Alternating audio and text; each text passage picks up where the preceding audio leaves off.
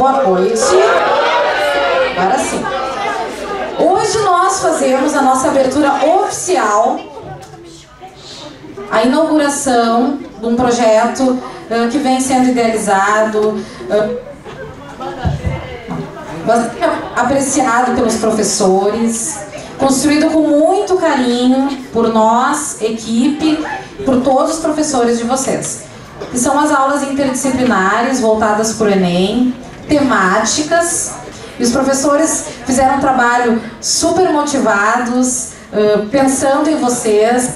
O trabalho ficou bem bacana. E hoje a gente vai ter essa primeira aula, então, que vai ser uma aula sobre guerra. Okay? Eu agradeço todos que chegaram no horário certinho. E gostaria também, pessoal, de pedir que vocês só saiam se for realmente necessário para ir ao banheiro, para a gente evitar o trânsito durante a aula, né, que acaba dificultando um pouco a concentração e a participação. Que todos participem bastante e bem-vindos ao show.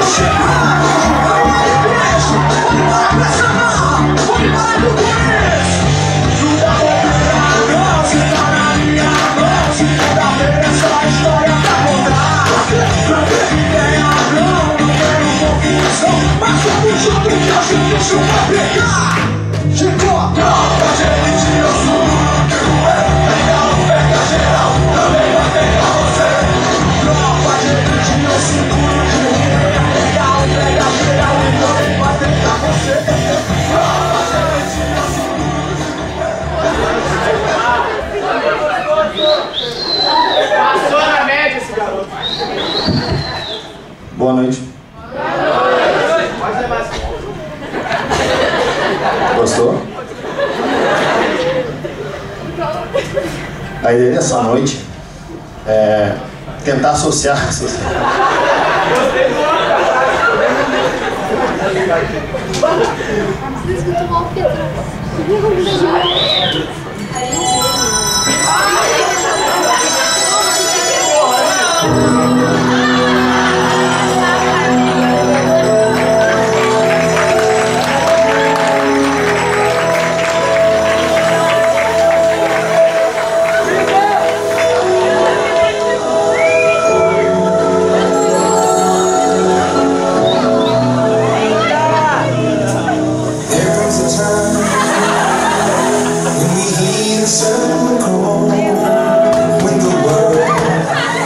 Come together.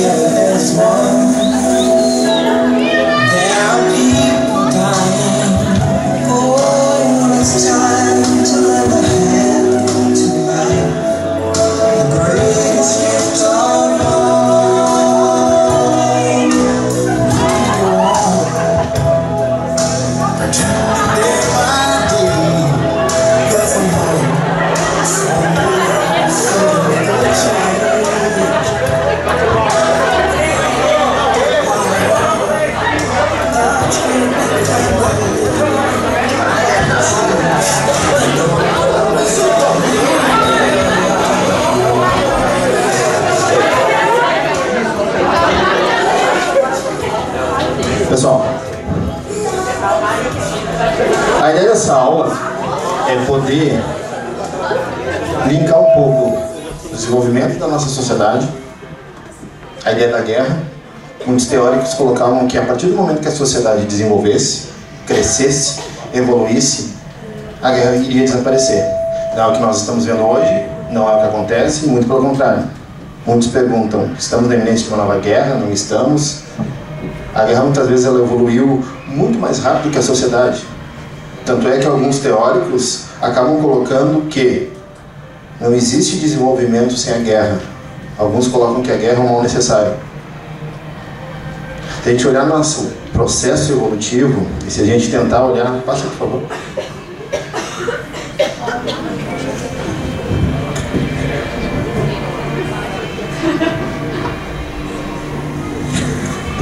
Se a gente tentar acompanhando a nossa evolução histórica, buscar a história, buscar na pré-história, buscar a construção, a gente vai ver que a nossa sociedade, a partir do momento que a gente começa a desenvolver o cérebro, que a gente começa, né, o Sapiens Sapiens, como tem no filme 2001, aquela cena onde tu nota direitinho o desenvolvimento do cérebro, quando os nossos ancestrais, como os macacos do sul, começam, né, aquela cena que ele está olhando para a anta, ele está batendo, tem uma alçada de uma anta, ele simplesmente está batendo.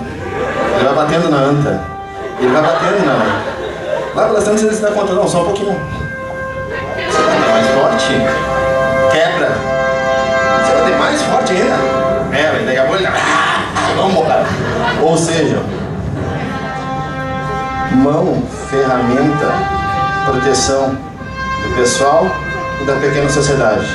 Até o período neolítico é muito difícil falar em guerra, porque nós temos pequenas sociedades trabalhando e lutando pelo quê? Sobrevivência. Eu preciso sobreviver. Então, falar em guerra nesse período é muito difícil. O primeiro registro de guerra que nós temos é 7.000 a.C., no Egito, as margens, né, próximo ao Sudão, quando se encontrou o cemitério dos 117. São 117 corpos que tinham presos pequenas pontas de flecha, que foi pós, né, o uso da lança. A lança ela foi um desenvolvimento na guerra, porque a partir do momento que tu tinha embate pessoal, tu usa a lança, tu mantém o teu oponente longe. A lança, ela deu essa possibilidade de sobrevivência. E quando os caras começam a usar o arco e flecha, melhor ainda, porque tu consegue, né, manter o teu inimigo com uma certa distância. E tu começa a desenvolver, por quê? Porque tu tem um local onde tu está vivendo, sobrevivendo, a ideia do sedentarismo, proteger a região que tu está morando, evitar invasões, e num segundo momento, passou um pouquinho. Por que eu não posso ter mais? Por que eu não posso buscar do vizinho? Mais um, dois, teoria do boi, né? Ou seja, a partir deste momento a gente vai ter problemas, a partir deste momento a gente vai ver um crescimento, né, vamos dizer assim, a parte mais rude das sociedades. Aí sim a gente vai ver aquela ideia de dominar rotas comerciais, de dominar sistemas de produção, e o homem só foi modificando o sistema e adaptando a guerra ao seu dia a dia, e usando sempre a frase: é necessário. Se antes nós tínhamos a guerra, né, aquela ideia onde, por exemplo, a gente vai conversar com vocês, os vikings acostumados, os hunos, atacar à noite, no escuro, não, no grito, imagina estar dormindo, num breu, o cara... Os caras se apavoravam. Então era aquela coisa, o que está me atacando? É um monstro, né? Um negócio do... A gente troca pelo quê? A gente troca pelo... Não. A gente olha assim no tamanho. Fazer uma brincadeira, a minha esposa quando olhou, por que o Camargo está pintado de índio? Isso não é, vai pra guerra. A gente troca a ordem do sargento, do coronel, homens, avante. Ou senão, a gente usa, por exemplo, a Batalha de Stalingrado, quando os russos tomam um susto, né, no que eles têm pela frente, eles voltam. E ao retornar, o que eles recebem? Bala. De quem? Dos russos. Os russos estão abrindo fogo nos russos para que os russos voltem para a guerra. Então a gente usa o conceito guerra, colocando sempre como um mal necessário. Aí. Boa noite a todos. Como é que a química vai adentrar nesse mundo de guerras?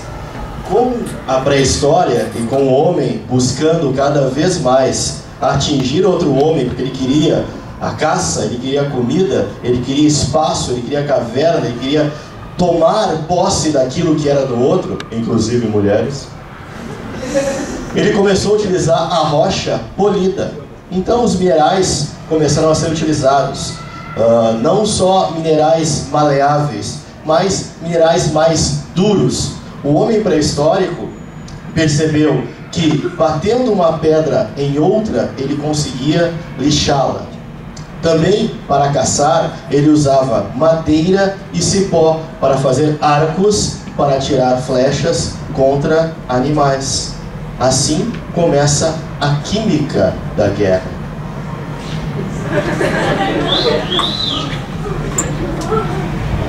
Ajudou. Antiga. Pode passar o próximo. Vamos. Proteção de região, conquistas de novos territórios, produção.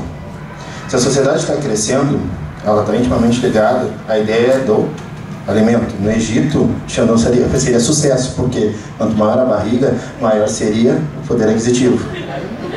Tá? Não era qualquer um que conseguia ter condições. Não, lá seria, né? Conhece aquele ali lá do faraó? Xandão. Ou seja, tu tem a necessidade de administrar e dominar a produção. Tu vai ter locais como as margens do Nilo usados para produção, e essa produção ela volta para o comércio. A partir do momento que tu começa a desenvolver esse comércio e cresce, tu precisa o quê? Da ideia do monetário. A partir do momento que tu usa o monetário, tu tem, por exemplo, o dárico dos persas, bom, essa moeda ela tem valor, ela é cunhada com ouro. Eu preciso desse ouro. O que eu preciso fazer? Conquistar e dominar esses novos exércitos. E para isso tu entra, por exemplo, os assírios, que são os primeiros a usar, né, as antigas, a gente chama de biga de guerra, né, que é usar o cavalo, né, um arqueiro e alguém conduz esse cavalo. Ou seja, tu vai entrar em contato com teus inimigos, com um animal que para muitos era diferente, eles não conheciam, e vai, né, usar essa lança. Se tu pegar persas, espartanos, os espartanos, o que eles enfrentaram eram deuses, semideuses. O que era aqueles soldados que apareciam todos vestidos, puxavam um pequeno jarro de argila, atiravam e aquele negócio explodia. O espartano não conhecia pólvora.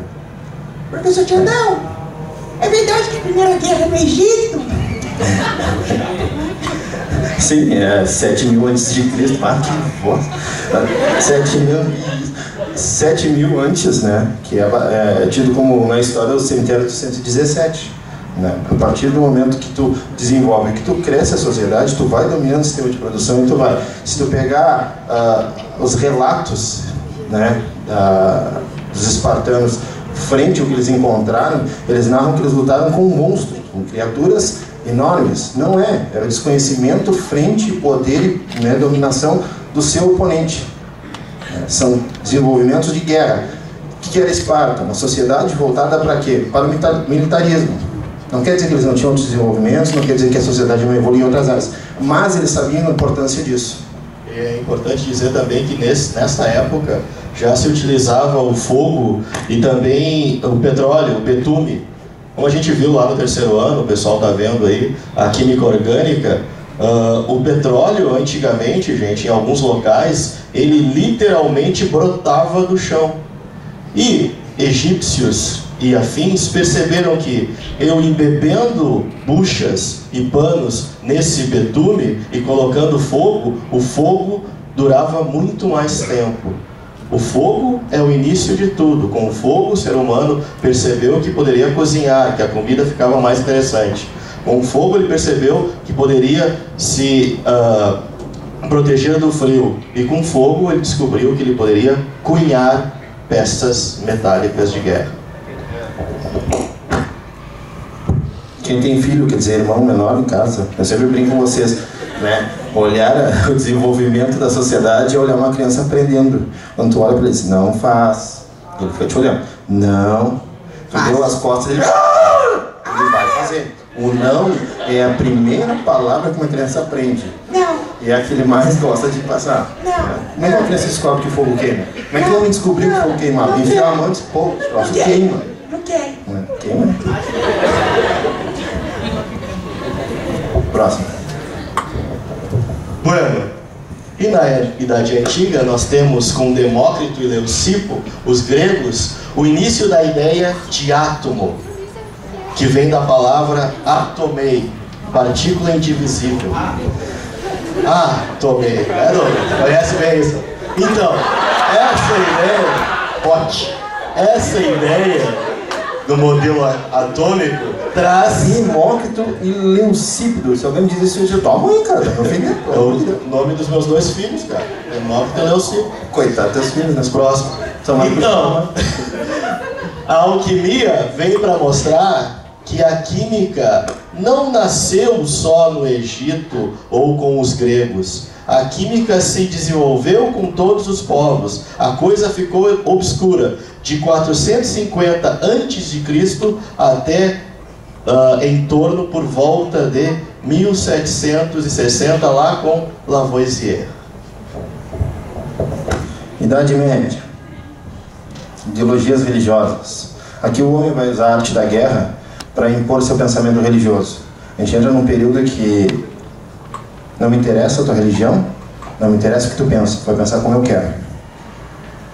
Nem que para isso eu tenha que usar alguns métodos como tortura, alguns métodos como a morte. Era muito comum tu colocar uma pessoa que discordasse do que estava sendo colocado numa cruz e perguntava para ele, se te arrepende de teus pecados? Se tu dissesse não, tu ia morrer. Queimava vivo, esperando churrasquinho. Se não, eles vão um torniquete, ele vai na dor. Ou seja, nós temos todo um processo de inversão, usando os meus pensamentos, o que eu penso, o que eu sonho como crescimento de sociedade, eu vou usar a guerra e vou usar a religião para impor o que eu penso. Qualquer um dos movimentos, eu botei já as cruzadas ou a jihad, que é a guerra santa, que se pegar no Corão, em nenhum momento tu tem uma colocação que fala sobre a necessidade de sair matando infiéis. É uma distorção feita pelo homem. E quando a gente pensa assim em jihad, muitas vezes as pessoas acham que é só combater, mas jihad também é uma forma de elevação espiritual. E existem 2 tipos de jihad: a jihad interior e a jihad exterior. Interior é quando eu procuro me melhorar como ser humano para poder conviver com os outros. E a exterior é quando eu defendo alguma causa do meu povo e aí eu enfrento qualquer situação, inclusive uma situação de morte. Então, a religião, as ideologias religiosas, elas tiveram assim, uma grande influência na sociedade durante essa época e que marcou uma época em que a gente via, inclusive, as cruzadas, onde muitas pessoas morreram por uma causa. Inclusive, se tu olhar o desenvolvimento do método tático da guerra, se tu for traçar uma linha para acompanhar o desenvolvimento, se antes nós tínhamos aquela ideia de combate, né, homem a homem, nós tínhamos regras. Até a Idade Antiga, tu conseguia, por exemplo, movimentar o teu exército, levar 5, 6, 10 mil homens para o campo de batalha. Nesse momento, o teu rei ia à frente, ele poderia fechar um acordo e tu simplesmente pegar teu exército e retirar. Pô, movimentar 5, 6 mil homens não é como pegar meia dúzia e vamos lá no esquema uma cerveja. Não é, não funciona, não tem como. É complicado, tu precisa te organizar, tu precisa ter uma estrutura. Eles faziam. Ou, para evitar a baixa no seu exército, havia proposta. Bom, o meu melhor soldado, o melhor guerreiro, contra o teu melhor guerreiro. O que vencer, né, leva. Isso era muito comum. A partir do momento que tu pega e entra na Idade Média, tu começa a mudar algumas coisas. Por quê? Porque são novas técnicas de guerra. A partir do momento que tu começa a usar a catapulta, por exemplo, que entra a ideia do petróleo, tu pegar uma bola, papar no petróleo, meter fogo e lançar, né? É uma novidade, uma tática diferente de guerra. Quando eles começam a usar espadas bem melhores, eles têm necessidade de proteger o corpo. Aí tu olha aquelas metais mais apurados, metais mais finamente apurados. Exatamente. Se pegar hoje, existem pessoas especializadas em reprodução, né, das armaduras. custa em torno de 15 a 20 mil uma armadura. Ela é toda feita à mão, trabalhada, feita à mão, e tu pode escolher. Se a tua família tiver um brasão, tu vai pedir, eles colocam pra ti na roupa. Imagina o cara que tem em casa. A roupa vai pra guerra, vó, o que tu vai fazer? Sair na noite? Isso é as modificações e as transformações. Até esse período, se tu olhar, tu enxergava muita cor na roupa, né? Pô, o que era um soldado espartano? Parecia um peru de muito. Olhava aquelas penas banando, né? Coisa mais fácil você... Tu não tinha armas de longa distância, não tinha, né? Então isso, para eles, era muito fácil. No futuro, tu tem que fazer o quê? Só uma coisinha antes. E até esse ponto, boa noite, primeira vez que eu falo, falando mesmo. Até esse ponto é onde eu tenho várias línguas convivendo dentro de uma nação, né? Isso é importante, ou seja, isso aqui, tudo que o Xandão está falando era feito com várias línguas diferentes dentro de um mesmo lugar. A partir daqui, que o Xandão vai, no próximo slide, eu vou fazer spoiler de slide, né? A partir daqui é que começam a pintar as línguas nacionais como a gente conhece, italiano, francês, etc, etc.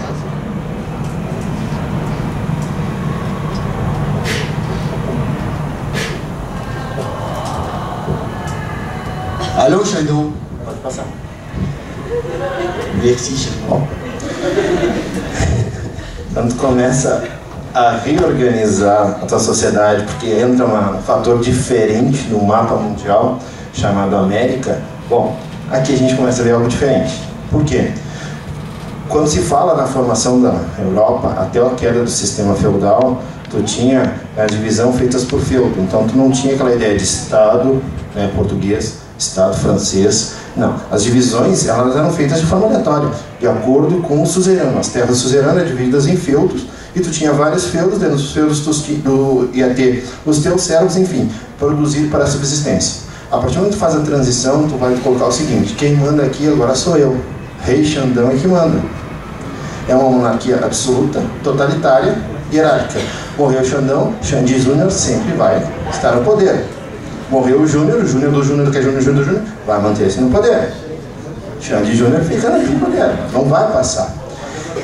E tu tem algumas coisas clássicas que é monarquia absoluta, território definido, idioma definido e exército. Exército, quando eu falo aqui, não é juntar meia dúzia de camponeses, trocar a enxada e dar uma arma para ele, não. Permanente, visto como profissional. Se eu tenho uma região onde chama-se França, aqui dentro o rei dá garantias. Aqui quem manda é o rei Xandão. Quem manda aqui sou eu. E se tu desobedecer, o meu exército vai agir. A garantia de um Estado era a força do seu exército. Tá? E para garantir a força do seu exército, ele precisava de tecnologias avançadas. E essas tecnologias foram desenvolvidas a partir dessa idade moderna, aonde a gente já, com a ideia de Lavoisier, natureza não se perde, não se cria, tudo se transforma. Se descobriu que átomos unidos transformavam-se em substâncias. E eu poderia repetir isso. Eu poderia criar um veneno, criar uma substância tóxica e intoxicar todo um rio, todo um lago, todo um manancial de uma região. Eu poderia fazer com que minhas fronteiras tivessem lanças e soldados armados com lanças e espadas e flechas contaminadas com venenos muito, muito perigosos, muito tóxicos.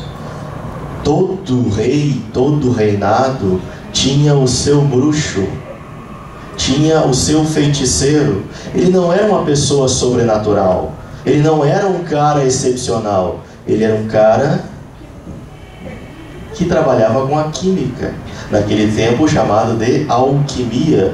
O mestre passava a ideia e os conhecimentos para seu discípulo, e tudo ficava no feudo, e tudo ficava no reino, nada passava para fora, tudo era de mestre para discípulo. Aqui nós já temos o segundo modelo atômico de Dalton, onde a gente tem a ideia de que existe um pensamento científico já, existe uma pesquisa científica. Dalton provou em 1885 que Lavoisier estava certo. Lembrando que Lavoisier disse tudo que Dalton provou em 1776.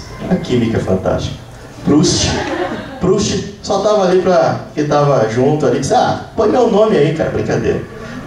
Põe a nota, põe aí no trabalho também. Proust, ele definiu as proporções em relação a volumes. Proust trabalhava com gás cloro e gás hidrogênio. Ele fazia manipulações e descobriu as proporções de substâncias que reagem são sempre definidas. Uma tal de Urgues vai querer saber se vocês sabem isso também. Inclusive, quando o Leandro falou a ideia do curandeiro, o primeiro relato na história que se tem de sequestro aconteceu na América Central. Os espanhóis, quando chegaram, eles olharam, pô, tem que buscar prata na mina, é muita mão, eu não vou fazer isso. Eles olharam, bom, só um pouquinho. Pegaram um líder tribal, sequestraram. Eu quero essa sala em ouro. Ou melhor, prata. Rapidamente, menos de um dia, a sala estava cheia. Eles começaram a analisar a sociedade e se deram conta, não, só um pouquinho. Para eles o líder é importante, mas o curandeiro é muito mais. Sequestraram o curandeiro, eu quero 2 salas. Conseguiram. Eu quero 3. Lá pelas tantas faltou, os caras não conseguiram cumprir o prazo. Então o que a gente faz? Mata todo mundo e vamos saquear tudo. Enquanto isso, na área das línguas, só para completar aqui, essa é a área que eu tenho maior extinção de línguas indígenas, é exatamente esse período. O Brasil tinha mais de 200 línguas quando os portugueses chegaram, muito mais de 200 línguas. E aí, esse número é um valor estimado, né? Só que aí, quando o português aparece aqui e começa a doutrinar, primeiro em latim, depois em língua vernácula, queridão, Tupiniquim que não fala português, dança. E aí é a partir exatamente desse momento. A reforma do Pombal, que exige língua vernácula, é justamente no século XVIII, 1770. Quando Hans Staden chega ao Brasil, foi prisionado, né? Leiam Hans Staden para as crianças, Monteiro Lobato. Os Tupinambás. É muito bom. É aquela ideia, né? Aprisionou o teu inimigo, ele queria acontecer. Prato principal, Xandão, né? Grelhado. A ideia era te alimentar deste soldado. E Hans Staden começa a questionar só um pouquinho, porque ele quer me comer, não é mesmo assim, vai chegando, né? Vai devagar. E eles falavam, mas vai ser uma honra para ti. Só queria dizer que nessa época o Xandão também seria rei, né? Porque se fosse grelhado. Tem uma tamanquinha essa manta de gordura aí que fica fazendo. O que acaba acontecendo? O líder tribal chama ele e diz o seguinte: vai ser uma honra. Não é uma sociedade qualquer que está fazendo isso. É uma honra para ti. Porque afinal de contas, nós somos guerreiros e somos bravos. E eles levam o Hans Staden e fazem ele assistir uma guerra. Quando ele entra em guerra com os tupiniquins, ele é obrigado a assistir. Ele tem que ficar assistindo a guerra do primeiro ao último momento para voltar, viu? Olha o que vai acontecer.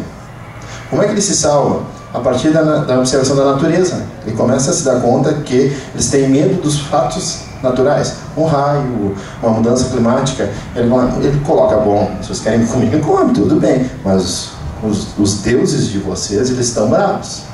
Quer ver uma coisa? Vai começar raio, muito vento e vai vir uma tempestade muito forte. Por quê? Porque vocês não estão mudando... Opa, o anjinho caiu. E ele acaba, né, conseguindo, através dessa ideia, passar de cardápio de amanhã para o curandeiro da tribo. E aqui a gente vê bem claro, né, uma concepção religiosa, ou seja, uma forma de crer bastante animista, onde dependendo, e tradicional, dependendo da atitude, eles achavam que a natureza traria algumas represálias para eles. Então, é importante a gente ver o quanto a religiosidade, ela permanece por trás de todas essas situações. Outro fator: uso da mão de obra escrava em larga escala. Poxa, não, tá viajando? O que tem a ver isso com guerra? O uso da mão de obra escrava modificou a relação com o teu inimigo.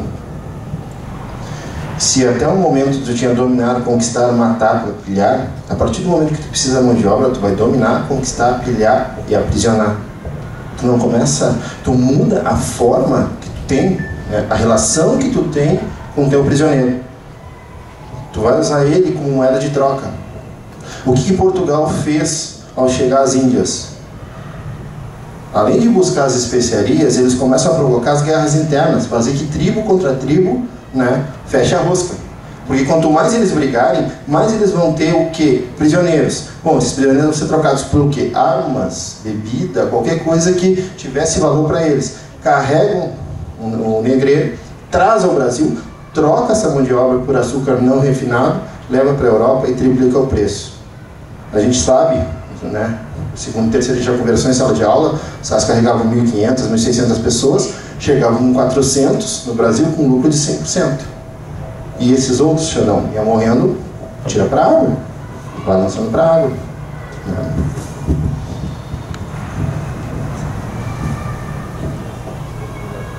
Pode passar. Bom, o que uma nau, um navio precisa para navegar? Velas. Água. Água, sim. Obrigado. Obrigado, professores. Madeira. Metais para prendermos essas madeiras, parafusos. Para tudo isso, a gente precisa de metais cada vez mais nobres. A mineração cresce muito nessa época. E para minerar, eu preciso de escravos. Eu preciso de gente para trabalhar. A abundância dos novos elementos químicos ocorre porque o homem vai buscar mais materiais para a sua subsistência e acaba fazendo com que a química se desenvolva cada vez mais. É nessa época que nós começamos a ter experiências químicas muito mais avançadas, com a ida dessas populações atrás de novas descobertas, novos horizontes, novos povos, para roubar mais, para capturar mais, para fazer com que a sociedade se desenvolva.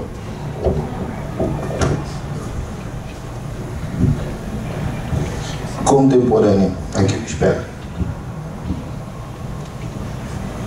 Transição de sistemas. A gente vai começar a trabalhar aquela passagem, ou seja, até esse momento a gente falava em nobreza, né, burguesia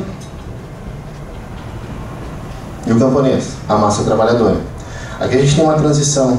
Hoje a gente brinca e diz o quê? Nobrezinho, nobrezinho, não. Diz burguesinha, burguesinha, burguesinha. Só no filé. Ou seja, cadê o nobre? O que a gente fez com o nobre?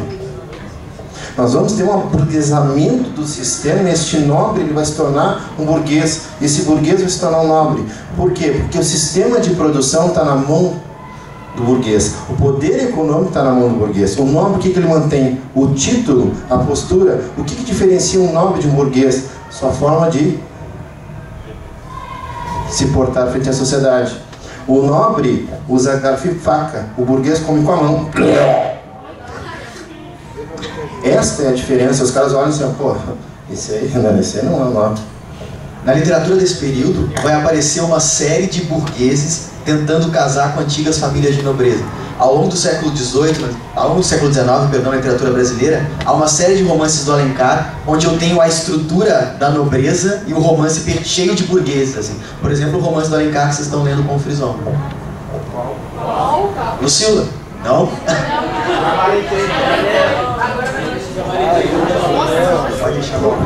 Tu tem obras que relatam a transição e a forma e explicam claramente como a pessoa deve se portar em sociedade, desde o uso do banheiro até os momentos mais sociais, mais formais.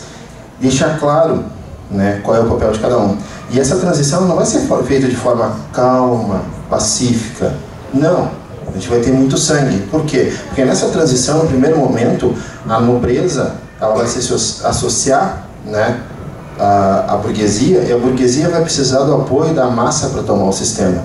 A partir do momento que o sistema é modificado e que essa burguesia chega ao poder, ela olha para a massa e diz: agora não preciso mais de ti.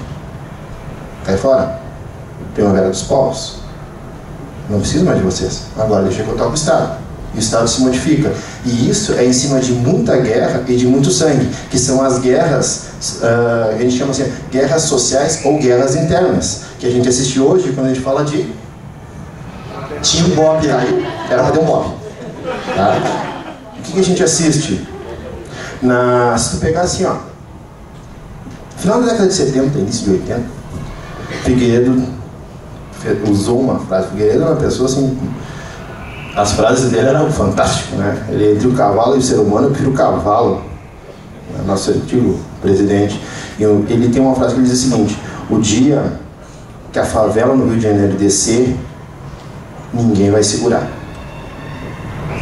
E aí tu começa a ter o quê? As guerras sociais, as guerras internas, a necessidade de segurar um problema social com a força. Tá? Mínimo no local de produção, mão de obra, comercialização. Eu não quero escravo, eu não quero mais buscar essa ideia de trazer essa mão de obra, usar como produto. Não, eu quero que tu fique no teu país, tu vai produzir a matéria-prima barata, eu vou comprar essa matéria-prima, vou levar, transformar, vou voltar e vou te vender.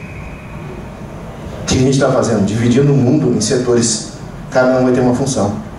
E aí tu entra com novamente as guerras, que seriam o quê? Acabar com o sistema produtivo usando mão de obra escrava. O Brasil foi o último país a fazer isso. A gente pega, diz assim, a Lei Áurea. A Lei Áurea foi assinada e todo mundo fala, respeitando a Princesa Isabel, nós já não tínhamos um número, né, tão expressivo de escravos, era uma coisa assim, ó, já tinha acabado. Seguraram a Lei do Ventre Livre. O que foi a Lei do Ventre Livre? As maiores piadas que o mundo pode produzir no Brasil. Todo filho de escravo que nascesse no Brasil era livre. Ou seja, a criança nasceu, né? Vai para o mundo. A criança precisa da mãe. Bom, então fica até os 8 anos com a mãe. Mas ficar os 8 anos com a mãe, pô, você tem custo. E não é baixo. O que vai fazer? Bom, tu escolhe. Tu pega essa criança, dá liberdade, o Estado vai te indenizar. Ou se não, tu fica com ele até os 21. Para pagar os custos. É óbvio que essa criança não ia ganhar liberdade. É óbvio. Ou seja, essa lei, ela não ajudou ninguém no Brasil. Ninguém. Vou comentar duas coisas, Xandão. Isso que o Xandão acabou de falar. Primeira observação mais da minha área, né, de línguas. Como vocês sabem, todos nós dominamos português e mais um dialeto africano, né? Assim, todo mundo aqui sabe um dialeto africano da sua origem. Não. Assim como os dialetos indígenas sumiram, os dialetos africanos foram extirpados, cara. Há casos, não de escravidão aqui no Brasil, mas há casos de escravidão americana que supera a barbárie. Eles começaram a matar os escravos mais inteligentes. O que eles ganhavam com isso?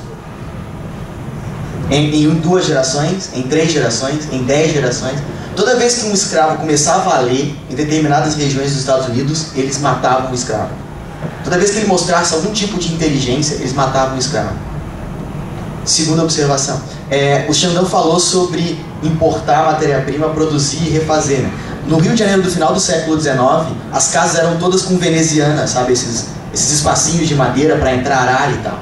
E aí o governo inglês estava pressionando, Dom João VI, salvo engano, eu sou meio capenga de história, saci de história. No final do século XIX, o governo inglês estava pressionando, não é Dom João VI, é Dom João VI, não, bem no final do século XIX, quem acha? O imperador Dom Pedro II, pelo amor de Deus. Estava pressionando Dom Pedro II, é o neto do Corinthians. Estava pressionando Dom Pedro II a substituir as venezianas, que eram muito mais frescas na cidade do Rio de Janeiro, por vidro. Qual é a argumentação que ele utilizou para fazer isso? As venezianas deixam com que ladrões fiquem presos dentro da casa e espreitem e aumentem o crime da cidade do Rio de Janeiro. Vamos substituir as venezianas por vidro. Mas qual que é o verdadeiro argumento disso? É o que o Xandão acabou de dizer. Econômico. Que aí eles poderiam vender vidro para a então crescente cidade do Rio de Janeiro no final do século XIX. Sim, Tratado de 1810. Libera todo o comércio e a entrada de produtos ingleses. O que mais entrou, né, foram produtos de extrema necessidade, como esqui, roupas para o inverno, entrando no Rio de Janeiro. Se tu olhar a cidade, Rio de Janeiro é quente. As mulheres usavam as roupas que era moda na Europa. Então eram aquelas mulheres bem vestidas, mas uma caatinga embaixo, que meu Deus do céu, imagina o cheiro que era, cheio de roupa. Os homens usavam as perucas. Tá? Era comum tu olhar na rua, uma mulher caminhando, de repente, ó, desmaiava, levantava, não foi nada, passei mal.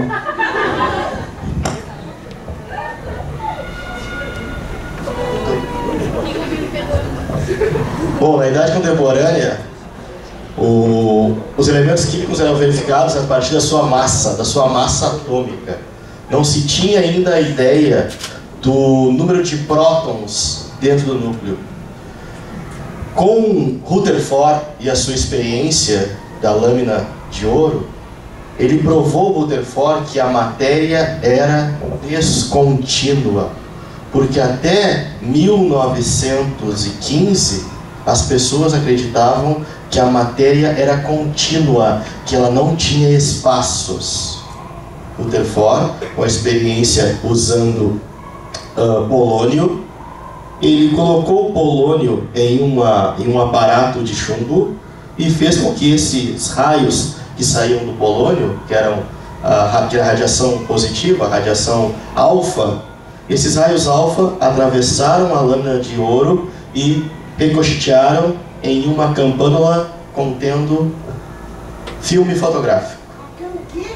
Campânula. Campânula é como se fosse um aparato, um anteparo, uma parede, mas uma parede arredondada. Uma parede arredondada, imagina, um anteparo, algo para parar alguma coisa. Quando Rutherford provou isso, a ciência química se desenvolveu muito. Se desenvolveu tanto que Moseley, em 1918, conseguiu pela primeira vez quantificar prótons dentro do núcleo atômico.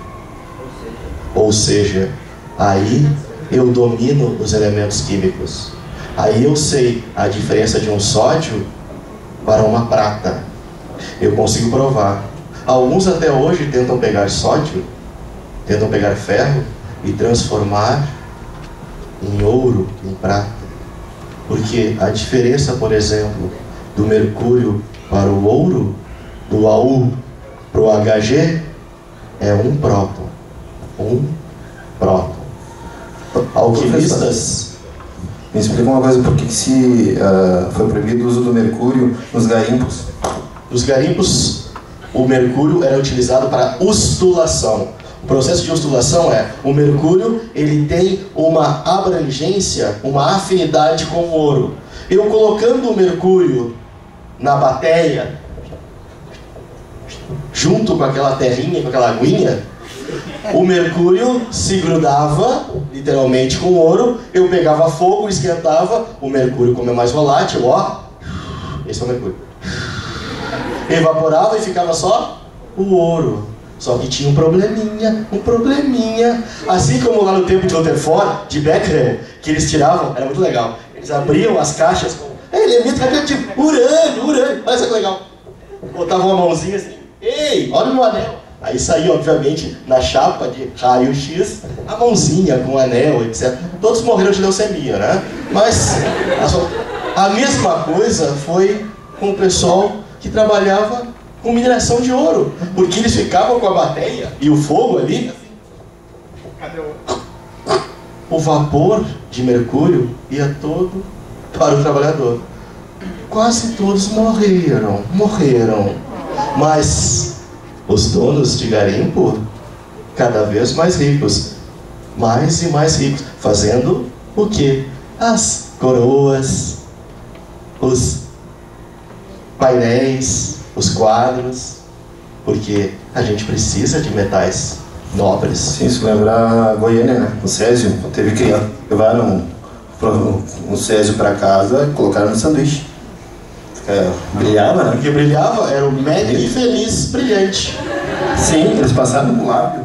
Os caras passaram no lábio também. O acidente Césio 77 Goiânia foi, até hoje, o único acidente no Brasil radioativo, que se sabe, porque na verdade existiu um rio em Angra 1, que não saiu na mídia. Porque eu fiz química, porque eu estudei. O acidente de Sérgio 77 em Goiânia aconteceu por quê? Porque tinha uma clínica odontológica fechada. Brasil, Brasil, mostra a tua cara. Mostrou? E lá tinha um aparelho de raio-x, que era usado em raio-x dentários.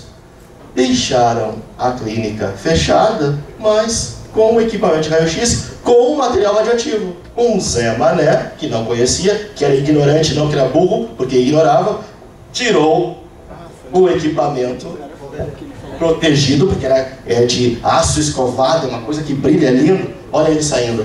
Levou para casa. Quando chegou em casa, percebeu que tinha um furinho nesse... Pegou uma chave de fenda e abriu. Nada aconteceu.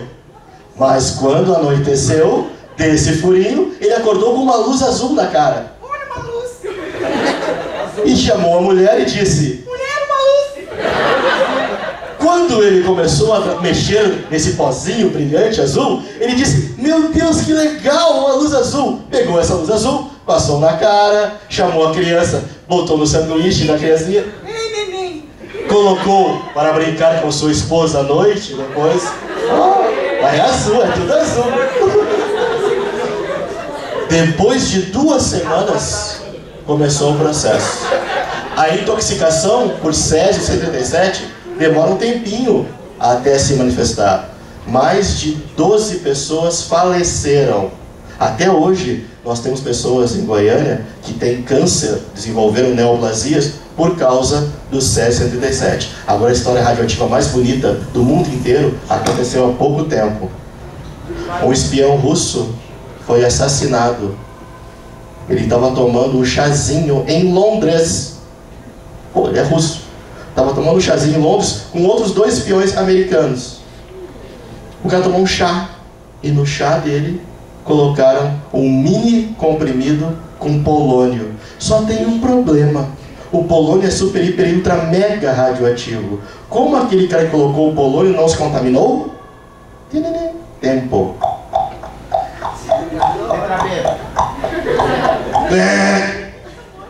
Super tecnologia. Tecnologia que a gente não conhece. Existe no nosso mundinho paralelo tecnologias militares que daqui a pouco vão aparecer aí, que o senso comum não conhece. O polônio é fabricado no mundo inteiro, anualmente, são só 185 miligramas. 185 miligramas. Rússia.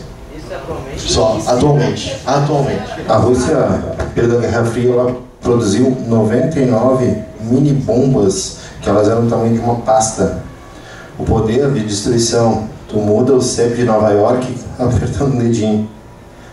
Com a queda do regime, com a modificação de sistema, 12 pastas dessas, ninguém sabe onde está. Sumiram. Pode estar lá com o pessoal da Coreia.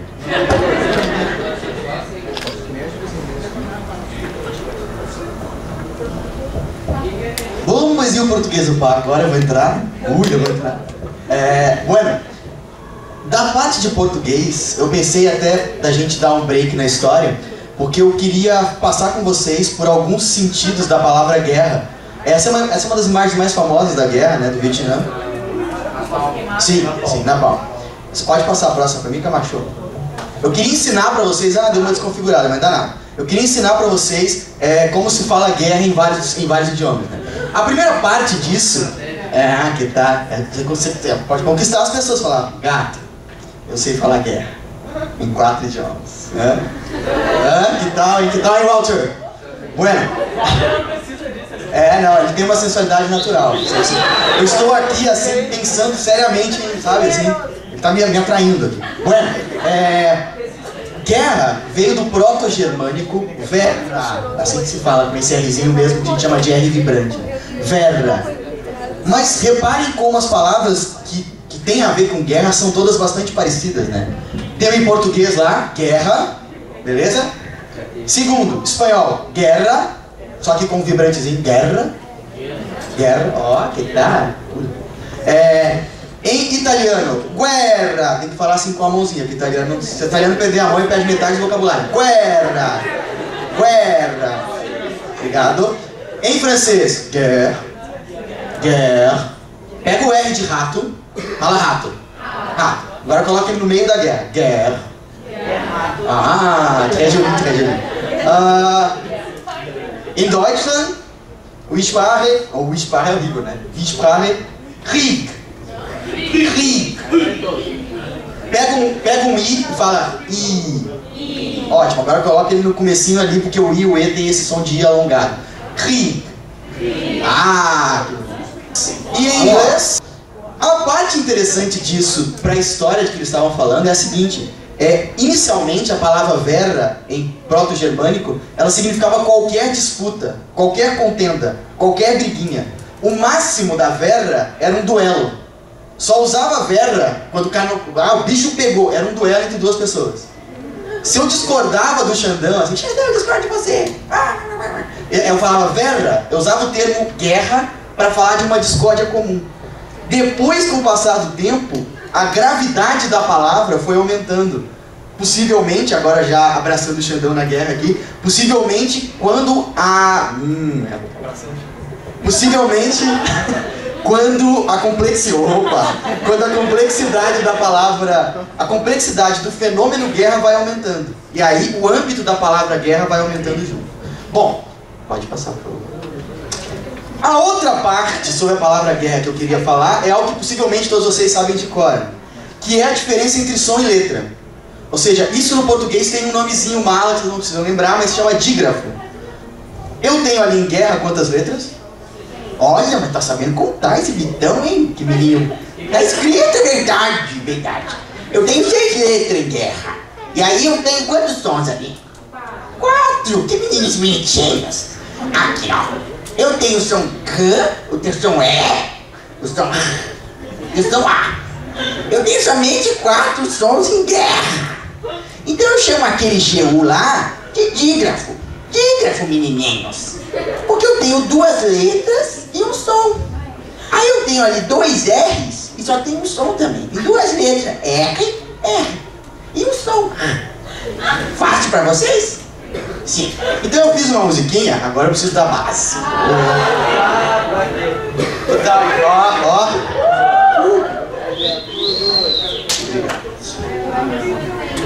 Coloca a letra lá pra eles.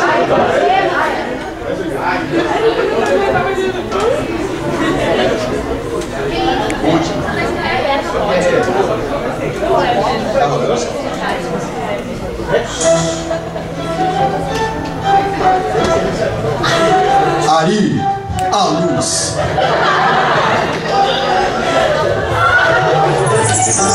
Letra não é som não é letra. Por isso o carro corre mais do que a bicicleta. Letra não é som não é letra. Por isso que a menina bota a mão na cabeça. Letra não é som não é letra. Por isso o carro corre mais do que a bicicleta.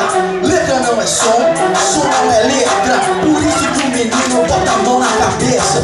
Se liga, prof, eu já sei disso. O nome quando as letras se embolam é disso. E não é só no carro que o fenômeno age. Também no caminhão rola essa viagem. Em galho, em pessoa, indivíduo, em ninho. Às vezes, 2 vezes, como em passarinho. Não precisa se esquecer da vogal monasal.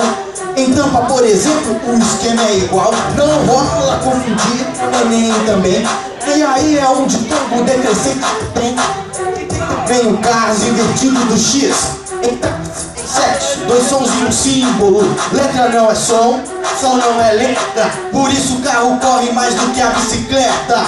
Letra não é som não é letra. Por isso que a menina bota a mão na cabeça. Letra não é som não é letra. Por isso o carro corre mais do que a bicicleta. Letra não é som não é letra. Por isso que o menino bota a mão na cabeça. Se liga, prof, eu já sei disso. O nome quando as letras se embolam é dígrafo. E não é só no carro que o fenômeno age. Também em caminhão rola essa viagem. Em alho, em pessoa, em querido, em ninho. Às vezes, 2 vezes, como em passarinho. Não vira se esquecer da vogal nasal. Em tampa, por exemplo, o esquema é igual. Não vale confundir com neném também, que aí é um ditongo decrescente que tem. E tem também o caso invertido do X. Em táxi, em sexo, 2 sons e um símbolo. Letra não é som, som não é letra. Por isso que a menina bota a mão na cabeça. Letra não é som não é letra. Por isso o carro corre mais do que a bicicleta. Letra não é som não é letra. Por isso que a menina bota a mão na cabeça. Letra não é som não é letra. Por isso o carro corre mais do que a bicicleta.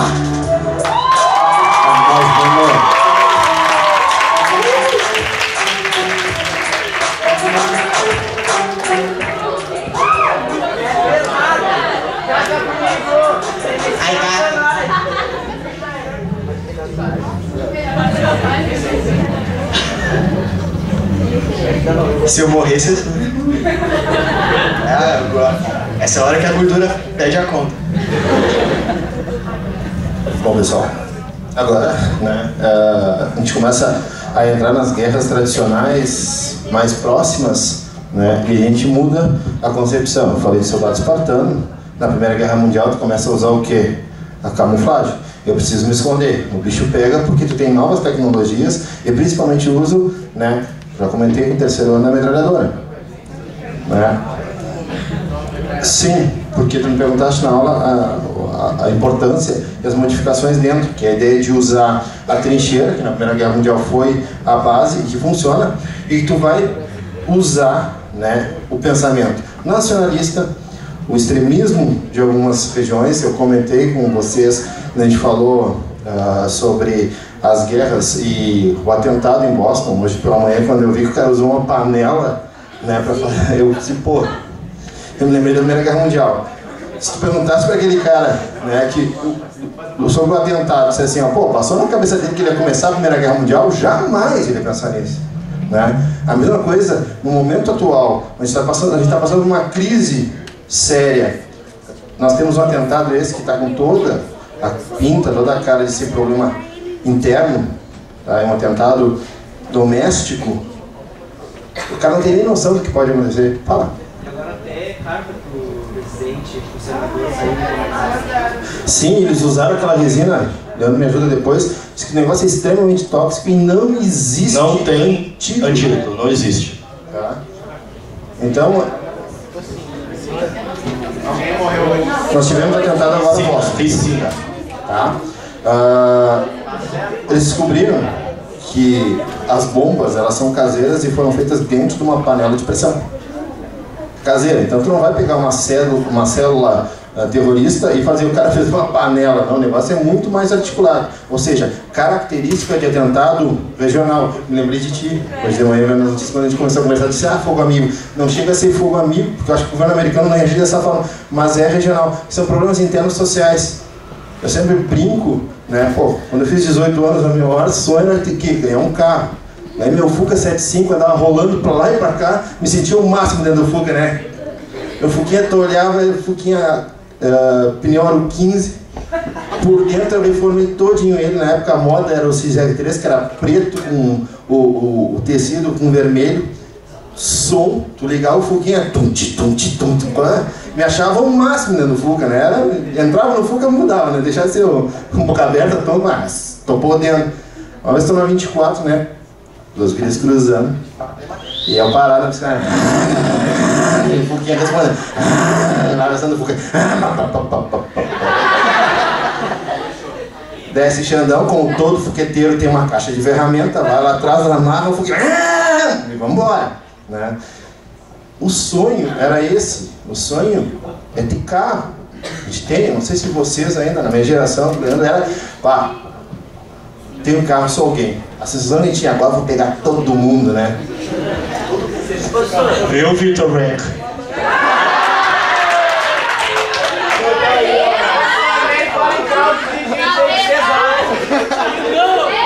Olha só, mais uma do Xandão.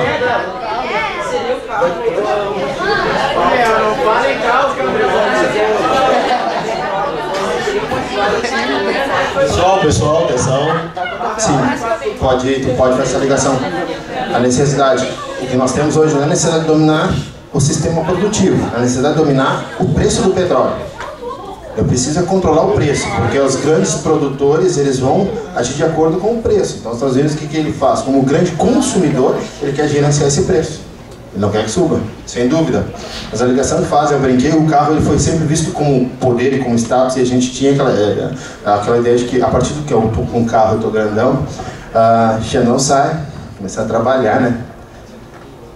Tô com a namorada, me sentindo no máximo, vou jantar, não, eu pago a conta. Xandão puxa o cartão de crédito, né? Mastercard, paga, né? Sabe? Aquela coisa, né? História, sendo no máximo. É bom, agora vamos ao que interessa, né? Não sai Xandão de Fuca, né? Andando.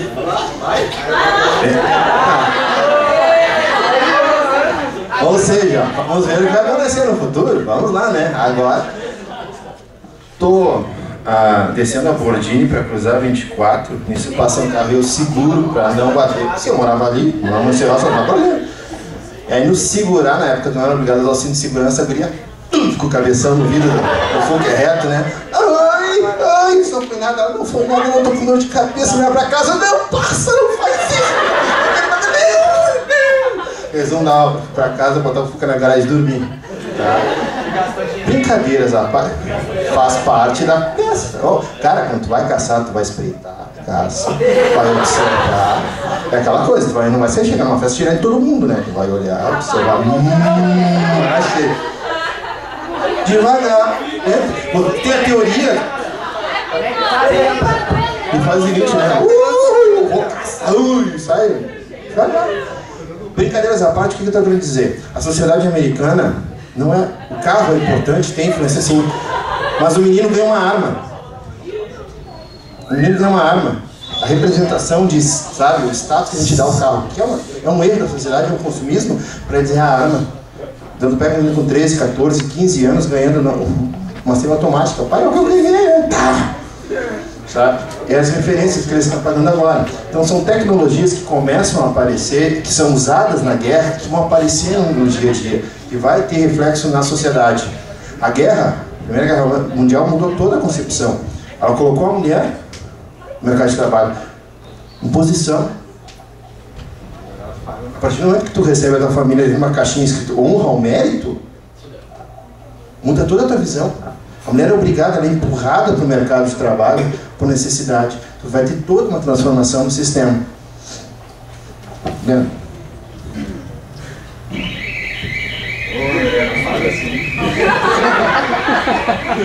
Bom, em relação a como a química e a tecnologia da química entrou na Segunda Guerra, a gente pode falar, em pujança, em aumento da relação das armas.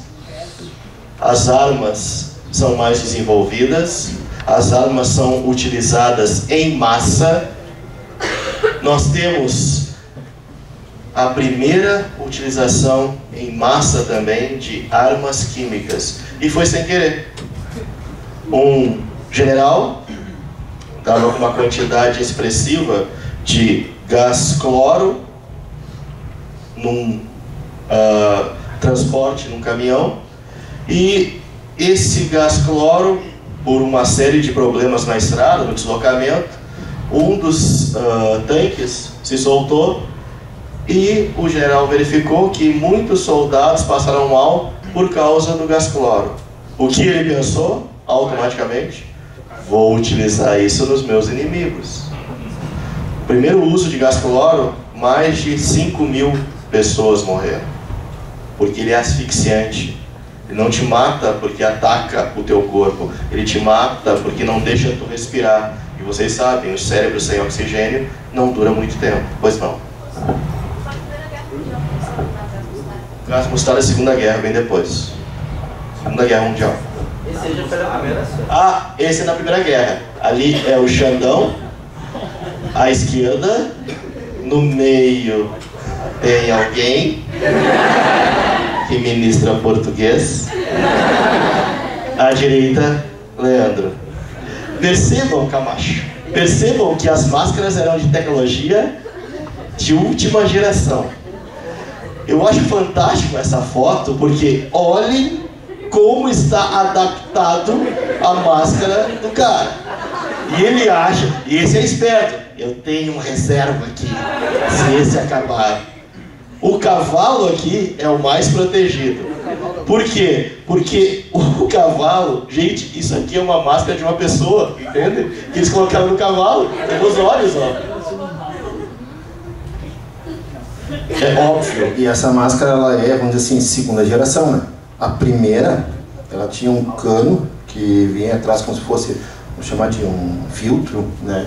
E tu colocava, ela fechava. Só que era o seguinte, coloque a máscara, né? E abra o filtro antes de colocar a máscara. Eles colocavam a máscara e iam abrir o filtro. Tu colocava a máscara, ela ficava... Alguns morriam. Alguns quantos, né? Muitos morreram porque não sabiam. As pessoas só entregavam no gás, coloca a máscara. No desespero, o cara enfiava a máscara. Imaginem vocês no campo de guerra, né? Máscara, máscara! Põe a máscara.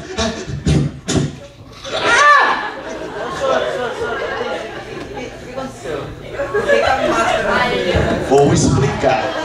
A máscara funciona à base de vácuo. Então, tu tinha que abrir a válvula antes de colocar, quando tu colocasse, ela conseguisse filtrar o ar, perfeito? Então o ar passava por esse material ali para depois vir para o nariz do guerreiro. Se tu colocasse a máscara e depois abrisse a válvula, ia dar o vácuo na tua cara e tu ia morrer. Imagina que você não, cara. Deu tempo? Consegue? Ó, aqui até a Cássia tinha perguntado antes, eu consegui uma foto de um ataque a um soldado canadense com gás mostarda, mas na Segunda Guerra foi mais utilizado, tá? Essa é uma foto real ali. O gás mostarda, ele tem um probleminha, assim. Quando tu joga em cima de uma plantação, ele servia para acabar com a plantação, tá? Para tu ter utilização agropecuária, né? Agrária. O problema é quando jogaram em pessoas, perceberam que os ferimentos e as queimaduras são irreversíveis. Queimadurinhas de 3º grau. A gente não quer matar mais o soldado. Nós queremos machucá-lo. Essa época, gente, Primeira Guerra, eu não quero destruir o meu oponente. Se eu conseguir ferir um soldado, 2 precisam carregá-lo. Então, eu ferindo alguém, eu desloco 3 combatentes. Se eu mato, deixa o corpo ali, tchau. Reza. Se eu faço um ferimento no meu soldado, no outro combatente, no inimigo, eu desloco 3. E aí, todos os projéteis são redefinidos não para tirar a perna de alguém, mas para abrir um rombo e não matá-lo. Ai, que amor. As primeiras, né, quando tu usa as primeiras granadas, que ela é comprida, né, o objetivo era espalhar os fragmentos. Aquele senhor bonito à direita é o professor Fritz Haber. Ele fez e desenvolveu o processo Haber. O processo Haber conseguiu produzir gás amônia de uma forma muito mais fácil. O gás amônia, a amônia serve para muitas coisas. A principal é que ela é o principal precursor de qualquer tipo de explosivo. Eu tendo amônia, eu tenho muitos explosivos. A Alemanha só se desenvolveu para a guerra totalmente com o processo de Haber. Ele foi o pai da guerra química e ele ganhou o Prêmio Nobel da Paz. Em 1918, ele ganhou o Prêmio Nobel da Paz. Sabe qual é a primeira civilização que usa a ideia de armamento químico para tentar destruir uma civilização? Os romanos. Os romanos, para tentar acabar com a força dos cartagineses, eles pegam as plantações, não é um quadradinho, são hectares e hectares, e enchem de sal. O que sal faz na terra, lembra? O sal não permite o desenvolvimento das plantas. Então, se tu salga alguma coisa, alguma terra, ela fica com um nível salino muito alto, obviamente, e tu não tem transporte de nitrogênio para o rizoma da planta. Entendi. Rizoma é a raiz, né? Ou seja, mata de fome. Morre. Fizeram isso aqui no Brasil com Tiradentes, vocês se lembram? A casa de Tiradentes foi totalmente, o terreno da casa dele foi capinado, né? Capim, para quem não sabe, capinar é usar uma coisinha assim para trabalhar, uma enxadinha. Né? Vocês vão servir agora e vocês vão descobrir o que é isso, gurizada, né? Quem vai saber bem o que é isso. Fazer cri-cri com os dedos. Mas deixa pra lá. Gente, salgaram todo o terreno da casa de Tiradentes. Para quê? Para que nenhuma relva, um pedacinho, uma folhinha de grama nascesse naquele lugar. Além de deixar o corpinho dele, né, na praça da cidade para servir de exemplo. Você não deve pensar. Segunda Guerra. Choque de ideologias. Enquanto tinha um sistema que se apresentou como perfeito, um formato onde todos teriam condições de desenvolver, onde todos poderiam crescer economicamente, socialmente, esse sistema quebra, não anda. A gente sai do 8 para 80, a gente volta no sistema e tu tem a entrada das teorias radicais extremistas, os regimes totalitários.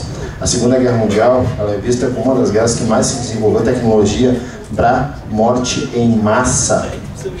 A gente não fala mais simplesmente agora em buscar, né, ferir. Eu vou exterminar o meu oponente. Né? Por isso se fala, a Segunda Guerra Mundial é a guerra onde as fábricas produziam morte, seja no campo de concentração, seja no desenvolvimento tecnológico. O que se buscava era um choque na sociedade, onde eu não estou matando 100, 200 mil, 2 mil, eu vou matar 10 mil, vou matar 20 mil. Eu vou conseguir tirar a força do meu oponente no número. Só para falar uma coisa, Xandão, aqui, se vocês estiverem em busca de um filme de Segunda Guerra Mundial, A Arquitetura da Destruição, é um filme que não tem muito tempo, acho que tem uns 20 anos, mas, nossa, estou falando de alguém que tem 95, eu 20 anos, é a idade do meu filho, número 12. Tem uns 20 anos o filme, e ele conta como que o discurso contra os judeus passou de a princípio um sanitarismo, assim, a ideia era, não, os judeus têm uma doença que poderia atrapalhar o povo ariano, etc. Em seguida isso virou algo de, o judeu é uma raça rebaixada, e portanto é por isso que ele carrega as doenças, vamos separá-los em guetos, e para culminar na ideia de que não, então, já que a existência dos judeus pode de alguma forma atrapalhar a raça ariana, vamos exterminar os judeus. A Arquitetura da Destruição. Se tiverem que ver um filme, esse é o filme. Segunda Guerra em relação à química, a guerra química tem o seu apogeu. Na Segunda Guerra, os alemães foram responsáveis por um extermínio não só de judeus, mas também de soldados franceses, de soldados americanos, ingleses, etc. Os alemães tinham profissionais da química e da bioquímica muito bons. Eles eram tão bons que desenvolviam gases perfeitos para extermínio. Professor, deixa eu fazer uma correção. Não são os alemães, são os nazistas. A gente não pode culpar a Alemanha por um erro histórico. Perfeito. É muito comum dizer assim, um alemão... Não. Dentro da Alemanha, tu era obrigado a seguir o nazismo. Assim como quando os Estados Unidos invadiu o Iraque, e eles pegaram todas as pessoas que faziam parte do partido iraquiano, expulsaram do governo, fazer parte do governo, trabalhar para o governo, era obrigado a fazer parte do partido. Dentro da Alemanha, funcionário público tinha que estar ligado à SS, era obrigado a estar ligado ao nazismo. Então a gente não pode, né, colocar tudo no saco de gato. Fala, Walter. Até meu pai ficou comigo, né, que o último papo, aquele outro, Ratzinger, M16. Ele era da juventude nazista, né? Daí eu tava falando pro pai, né? Esse papo aí não é bom porque ele era da juventude nazista. Aí meu pai falou, ou ele era da juventude nazista ou ele era da juventude fuzilada. Entendeu? Ou era ou era. ou era, não tinha meio termo. Mas importante isso que o professor Xandão falou, mas como a Alemanha era representada pelos nazistas, infelizmente a gente faz esse link. E eu me lembro de uma passagem da Segunda Guerra Mundial, onde o exército americano toma um campo de concentração e, verificando aquela barbaridade, o general líder da tropa vai até a cidade que fica a 10 quilômetros do campo de concentração, chama toda a população para ir recolher os corpos das pessoas que estavam atiradas no chão desse campo.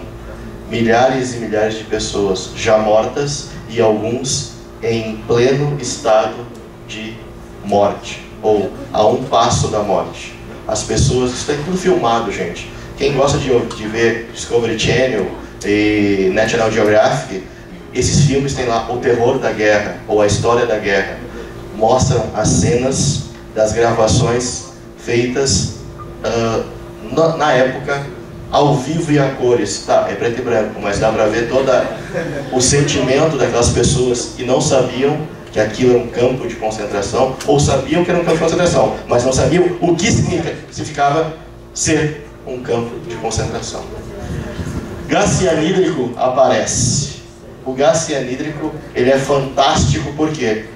Porque eles usam cianeto de potássio, que é um sal. O cianeto, quando cai em alguma substância, alguma solução ácida, forma o gás cianídrico. Era esse gás que eles utilizavam para lavar, dar banho nos judeus. Não saía nenhuma água, só saía uma fumacinha. E ali tu morria em poucos segundos. E esse gás, inclusive, ele foi, o uso dele em massa foi por acaso. Porque as primeiras tentativas eles usavam caminhões fechados e eles ligavam a surdina do caminhão ao caminhão. E eles faziam o seguinte, eles andavam nos hospitais buscando pessoas que tivessem uma deficiência, uma doença genética, e colocavam, nós vamos levar vocês para uma clínica especializada, um local para poder ter um cuidado melhor. E eles andavam uma volta na cidade com aquele caminhão. O problema é que ele se tornou algo que chamava atenção. Imagina tu morrer asfixiado no caminhão, tu não vai morrer tranquilo, tu morrendo. Os caras berravam, nós estávamos na cidade berrando. Temos que achar algo que seja mais rápido, letal e que não faça tanto barulho. E aí eles descobriram, eles foram usar a ideia de acabar com um rato numa fábrica e ficou 1 ou 2 funcionários dentro da fábrica. Esses caras morreram, dois casos. Mata rápido e não faz barulho. Gente, a bomba atômica antes, a bomba atômica foi desenvolvida aonde?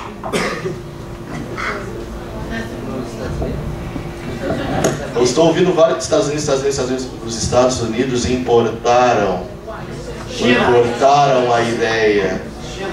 Ligam a bomba atômica também a Einstein. Quem desenvolveu a bomba atômica sem querer foi Heisenberg, um alemão. Eles estavam desenvolvendo a ideia de outro grande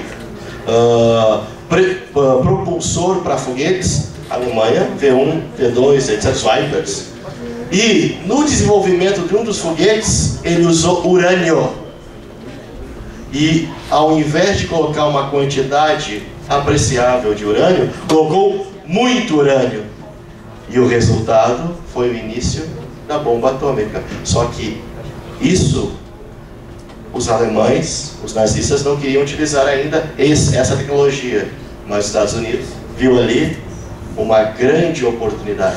Há relatos que houve interesse, houve a proposta de venda para o governo nazista, mas o governo não levou a sério, não achou que o poder de destruição fosse tanto.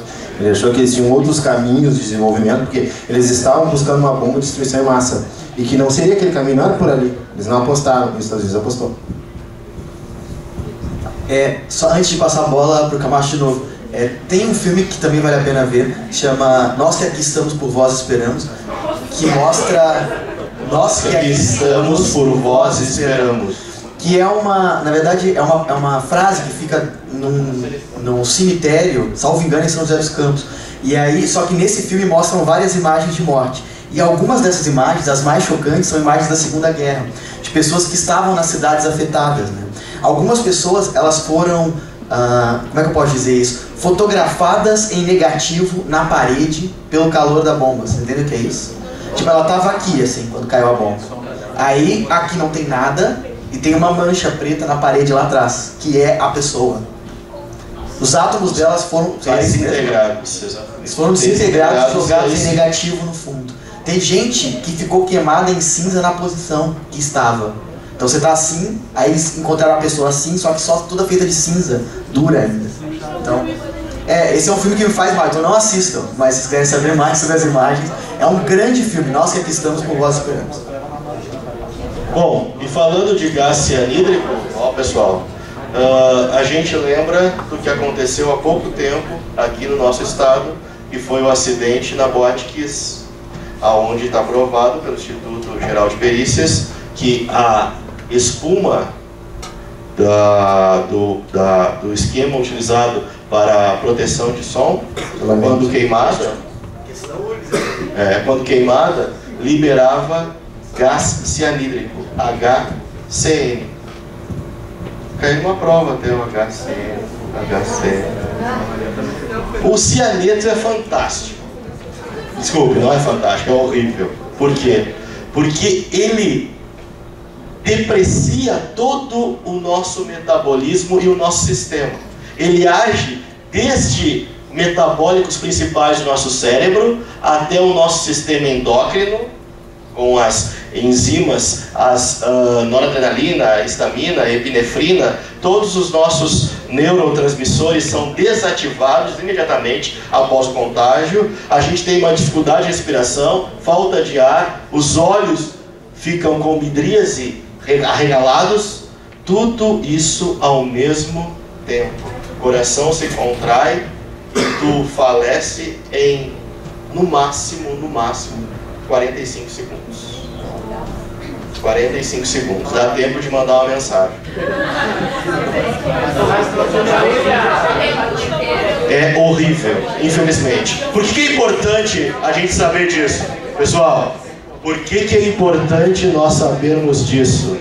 Quantos de vocês vão a casas noturnas? Quantos de vocês já saem na noite? Como está? Como está o plano de combate a incêndio desses lugares que vocês frequentam? Como está? Será que existe? Será que o prédio de vocês, o prédio aonde vocês moram, tem um sistema de combate a incêndio? Ele é utilizado? Isso é importante da gente saber. Importantíssimo.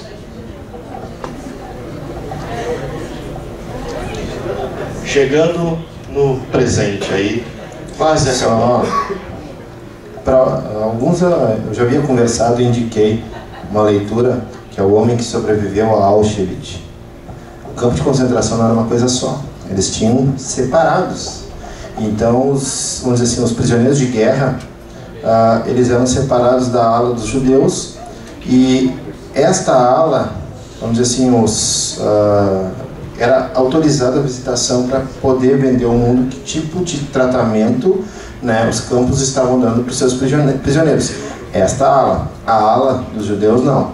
E esse é um relato de ele era um soldado inglês que foi preso e que ele via o passar desses homens de pijama, né, magros, com sapatos de madeira, se arrastando para o trabalho forçado e voltando. E ele não entendia qual era a diferença e o que acontecia. E um dia ele faz uma troca com o judeu. Ele troca, sim, ele troca, né, de lugar. Ele compra esse lugar com um pacote de cigarro. Ele entrega para esse judeu esse pacote de cigarro. Ele diz: pacote de cigarro? Não, pacote de cigarro era ouro. Os caras usavam isso para trocar. E aí ele consegue entrar no alojamento, e os relatos deles é algo impressionante, porque ele diz: o cheiro é algo horrível, as condições das pessoas, tu não sabe se elas estão vivas, se estão mortas, porque tu não consegue sentir a respiração. A alimentação é um pote com água e uma batata brotando no meio. no outro dia de manhã, sirene, levanta e vai para o trabalho. Ele faz isso várias vezes. Depois ele sai, quando os russos entram, eles fogem porque a ordem é matar todo mundo no campo, extermina todo mundo. Eles fogem e ele não consegue achar este judeu. E ele passa a vida dele procurando, até que ele encontra a irmã dele. Aí quando ele encontra a irmã, ele começa a conversar e a irmã relata, né, que o irmão conseguiu sair do campo de concentração e que ele sempre falava que ele tinha um anjo e que este anjo ajudou que ele sobrevivesse, porque este anjo fornecia cigarro e com os cigarros muitas vezes ele comprou a morte dele. Um soldado ele entregou para não ser morto. É um relato e é um livro que eu indico mesmo ao Xandão, porque tem pessoas hoje que dizem o seguinte: não existiu os campos de concentração. A Europa, os professores estão recebendo preparo para reforçar os campos de concentração, porque nós temos uma juventude que diz o seguinte: estão vendendo uma balela, e se não for bem assim, viva a doutrina nazista. E não é pequeno esse movimento, pessoal, não é pequeno mesmo. Guerra Fria. Bom, aqui polarizou, aqui a gente vai ter assim, ó, o lado bom e o lado ruim da história, né? Eu me criei ouvindo que o lado comunista era os comedores de criancinha, era o lado negro. Aí tu começa a pegar os filmes, né? Rambo, o cara tomou um tiro, sai fogo e continua lutando, né? É aquela coisa, né? Chuck Norris, Estados Unidos. Capitão América. Pô, para.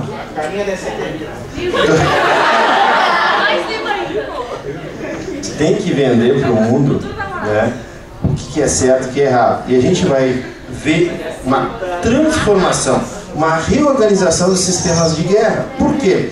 Porque eu tenho um armamento que pode acabar com o mundo rapidinho. Vocês também. Então eu não vou atacar vocês e vocês não vão me atacar.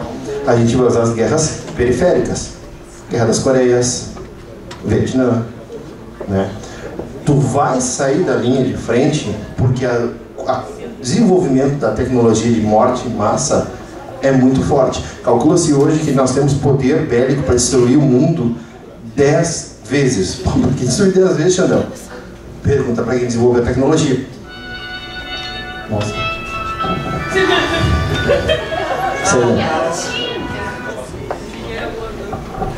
Bom, a Guerra Fria em relação à química e à tecnologia química desenvolveu aquelas coisinhas que estão ali à direita. Alguém sabe o que é aquilo ali? Alguém chuta que sejam aquelas coisinhas à direita?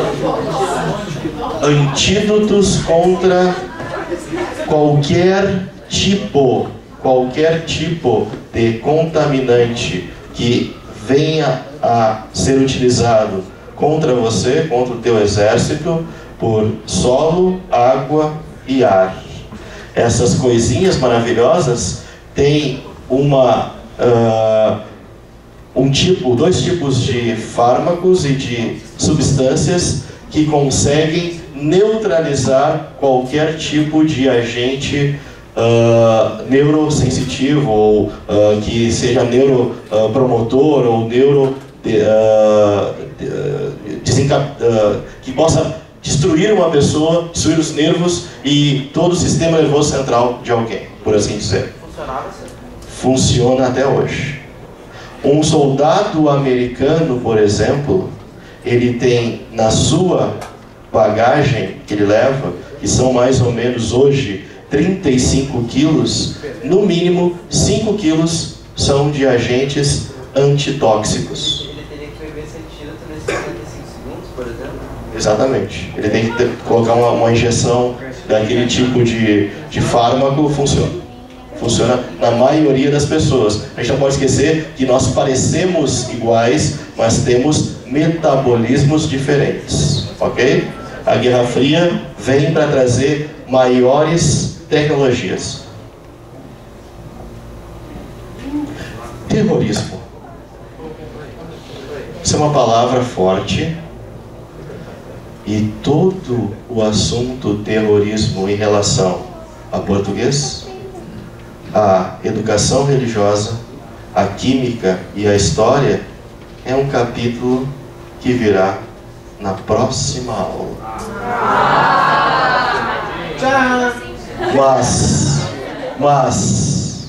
Vocês vão ter uma aula só sobre terrorismo, é mesmo? e no meio de tanta guerra?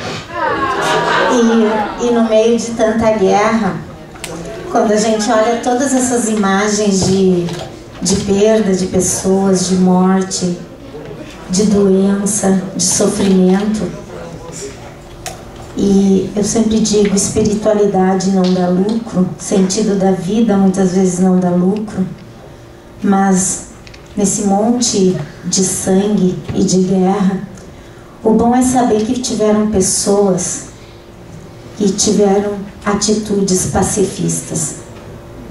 Tivemos movimentos de pessoas que não aceitaram a guerra. Pessoas que, acima de tudo, acreditaram na vida e que tudo podia ser diferente. E quando a gente pensa, né, no movimento pacifista, a gente pensa assim, ó, num combate que trabalha com a não violência, com a diplomacia, tentar trazer as pessoas para um jeito de viver onde a vida esteja acima de tudo. E quando a gente fala dessas pessoas, nós temos... Pode passar, por favor. Mais adiante. Aí. A gente tem que pensar assim, ó. Quando o professor falou que em 1918 uma pessoa ganhou o Prêmio Nobel da Paz, mas ganhou o Prêmio Nobel da Química, é importante a gente saber um pouco a história de personagens da história mundial que se preocuparam com a paz. O Alfred Nobel, ele vem de uma família que tinha bastante posses, e o pai dele foi à falência, e ele viveu pobre por muito tempo. E ele tinha um único irmão. E esse irmão, quando o pai faleceu, eles ficaram praticamente sem nada. O irmão abriu uma mercearia e o Alfred, ele abriu uma loja de material bélico. E ele ganhou muito dinheiro com isso. E acontece que ele é o inventor da dinamite. A dinamite, para ser usado como material para destruição na parte da engenharia, para ser usado também na exploração de minérios. E ele ganhou muito dinheiro. E acontece que o irmão dele, o Andriato, ele morre e colocam no jornal um obituário e achavam que quem tinha morrido era o Alfred. E colocaram um obituário falando muito mal dele. Imagina, uma pessoa ainda em vida lê o seu próprio obituário escrito por outra pessoa. Ele levou um choque com isso. E ele ficou tão mal que ele disse assim, poxa, ganhei tanto dinheiro toda a vida, eu preciso mostrar que eu também amo a paz, que eu também quero o bem da humanidade. E aí que ele projeta esse prêmio que é dado em várias áreas, química, física, literatura, medicina e o Nobel da Paz. E quando ele morre, começa, né, o primeiro Nobel, que é entregue no dia 10 de dezembro, que é o dia da sua morte, e ele experimenta, assim, ao ouvir falar da sua morte, o que é a finitude humana, que é algo assim que não dá pra gente eliminar da nossa vida. E ele faz cria esse projeto de premiar as pessoas que querem preservar a paz no mundo. E hoje nós vivemos uma série de conflitos. Nós temos conflitos pessoais, nós temos conflitos nas nossas famílias, nós temos conflitos em todos os lugares. E quem é responsável por tudo? Somos nós. Nós criamos conflitos para nós e para os outros. Pode passar, por favor. Tivemos alguns líderes que se dedicaram, né? Martin Luther King, que lutou pela questão do preconceito racial nos Estados Unidos, um reverendo metodista, um cristão. Nós temos também outra imagem, Madre Teresa de Calcutá, uma celebridade, talvez não reconhecida, mas uma pessoa que abriu mão da sua vida para investir no ser humano. E ela cuidou dos pobres, ela acompanhou, e ela acreditava numa coisa muito importante, que era a providência divina. E quando acontecia situações que ela não tinha alimento para oferecer, ela dizia para as outras irmãs: não se preocupem, isso será, nós teremos a ajuda da providência divina. E sempre aparecia alguém que ajudava a madre, né, para que ela pudesse ajudar os doentes e os necessitados na Índia. Nós temos Nelson Mandela, né, junto com Frederick William, e eles trabalharam na África e se dedicaram muito para essa questão do apartheid adiante. Alguns não concordam, né, com o ganho desse prêmio, e tem prêmios da paz que às vezes não são muito aceitos. Vocês sabiam que a pessoa que ganha o prêmio Nobel da Paz, ela é agraciada com 1.200.000, porque todo o dinheiro que ele deixou é muito dinheiro. E o ano passado foram 3 mulheres que ganharam o Nobel da Paz, e o prêmio, quando tem mais de um que ganha o prêmio, ele é dividido entre os envolvidos. Pode passar. Nós tivemos também o David Trimble, que ele lutou assim no sentido da paz na Irlanda do Norte, onde se viveu muitos conflitos. Nosso conhecido Dalai Lama, né, um budista. E você sabe que os budistas, e tanto qualquer uma das tradições religiosas das grandes, budismo, hinduísmo, cristianismo, judaísmo, islamismo, e um dos temas que aproxima todas essas tradições é a paz, porque todo mundo busca viver em harmonia, viver em equilíbrio. E a União Europeia, que ganhou em 2012 também, junto com mais 3 mulheres que fizeram todo um trabalho de defesa da paz nos seus espaços. E para a gente concluir, às vezes quando a gente fala na sala de aula, tem um monte de aluno que levanta a mão e diz assim: eu sou ateu, eu não acredito em Deus, não acredito em Javé, não acredito em nada.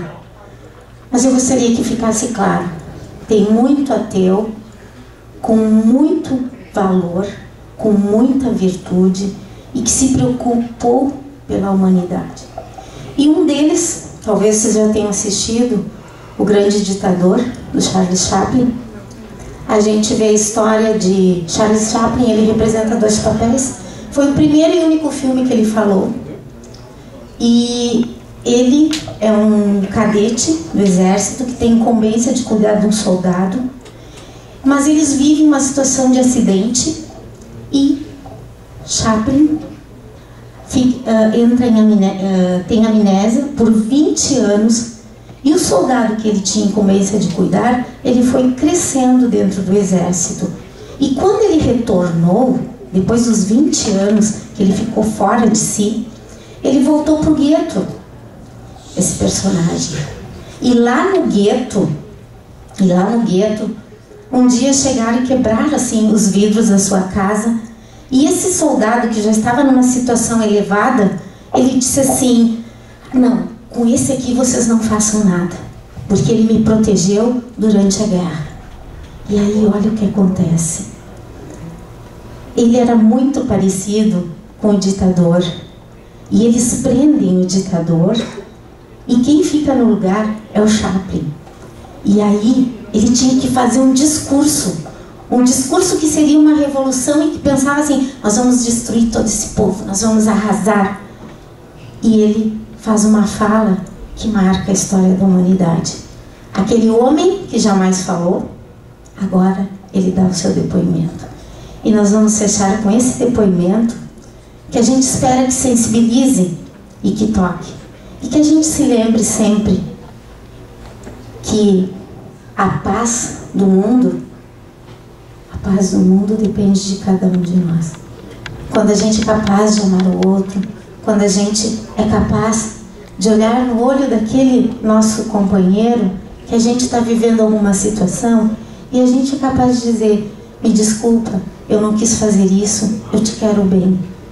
E também ao acolher o diferente, porque a gente sabe que se existiram guerras, foi por causa da unidirecionalidade, ou seja, cada um acha que tem mais razão que o outro, que sabe mais que o outro, que pode mais que o outro. E aí nascem os grandes conflitos. E cada um de nós temos a incumbência de fazer a paz acontecer. E é difícil. É muito difícil fazer paz, na pasta chamada paz. Isso. Paz e o discurso. Paz, aí. E o discurso.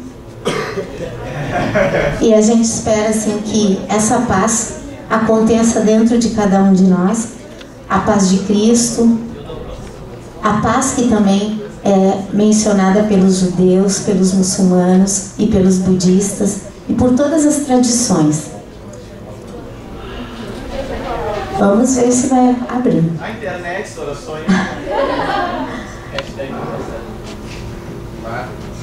Eu acho que abrir. Ok. Tá certo, tá certo. Aí. Aproveitem esse discurso porque vale a pena.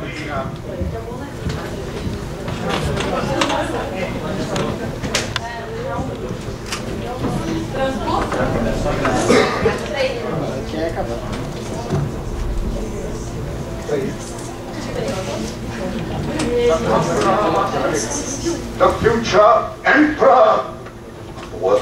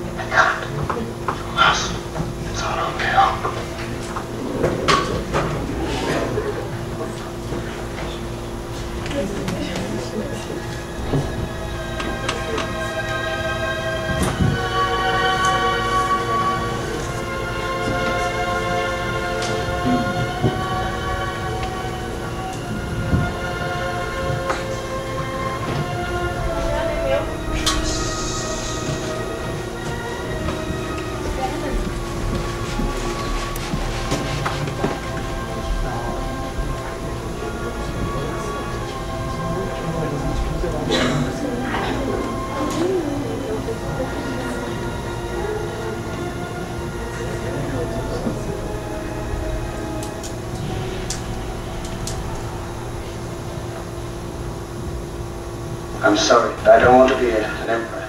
That's not my business. I don't want to rule or conquer anyone. I should like to help everyone if possible. Jew, Gentile, black man, white. We all want to help one another. Human beings are like that. We want to live by each other's happiness, not by each other's misery. We don't want to hate and despise one another. In this world there's room for everyone, and the good earth is rich and can provide for everyone. The way of life can be free and beautiful. But we have lost the way.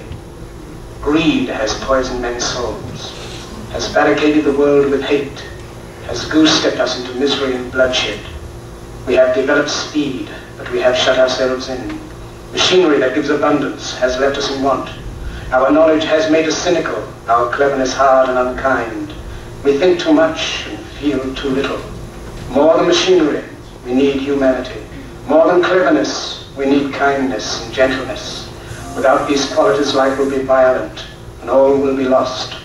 The aeroplane and the radio have brought us closer together. The very nature of these inventions cries out for the goodness in men, cries out for universal brotherhood, for the unity of us all.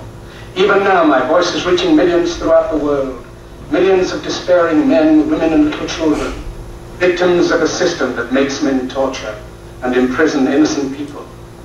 To those who can hear me, I say, do not despair. The misery that is now upon us is but the passing of greed, the bitterness of men who fear the way of human progress. The hate of men will pass, and dictators die, and the power they took from the people will return to the people. And so long as men die, liberty will never perish. Soldiers, don't give yourselves to brutes, men who despise you, enslave you, who regiment your lives, tell you what to do, what to think, and what to feel, who drill you, diet you, treat you like cattle, use you as cannon fodder. Don't give yourselves to these unnatural men, machine men with machine minds and machine hearts.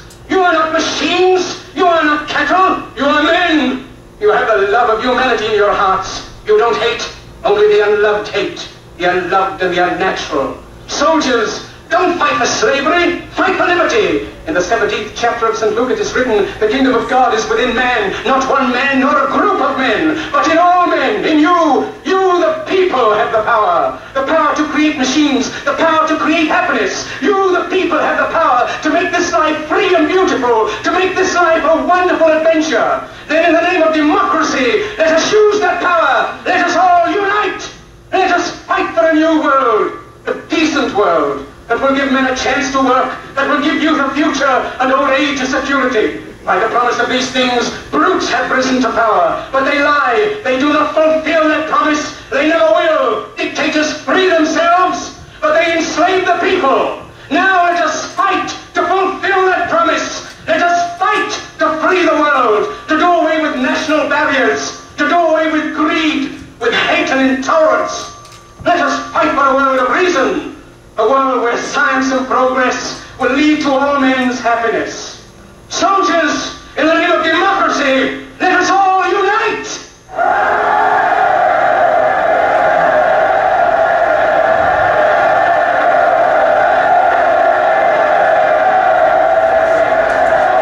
Pensamos demais e sentimos de menos. E a paz, ela pode ser pensada, ela pode ser sentida e ela pode ser vivida. Há muitas pessoas que escolheram a paz como sua missão e levam e procuram irradiar nos diferentes lugares por onde andam. E nós, como laçalistas, certamente temos uma tarefa muito grande, a tarefa de disseminar o amor, a paz, o respeito, a solidariedade. Daqui a pouco vão ser vocês que vão estar ocupando grandes postos e é preciso a gente aprender a pensar no pequeno, a pensar num mundo melhor para todos, com dignidade, com valorização da vida, do nosso ambiente, de tudo que nos rodeia. São Francisco de Assis, ele tinha um jeito de saudar, e quando ele saudava, ele dizia para os irmãos e para qualquer pessoa por quem ele passava, ele dizia paz e bem. E nós vamos encerrar essa nossa noite olhando para quem está do nosso lado e desejando paz e bem. Paz e bem a todos. Paz e bem. Paz e bem. Que Deus nos acompanhe.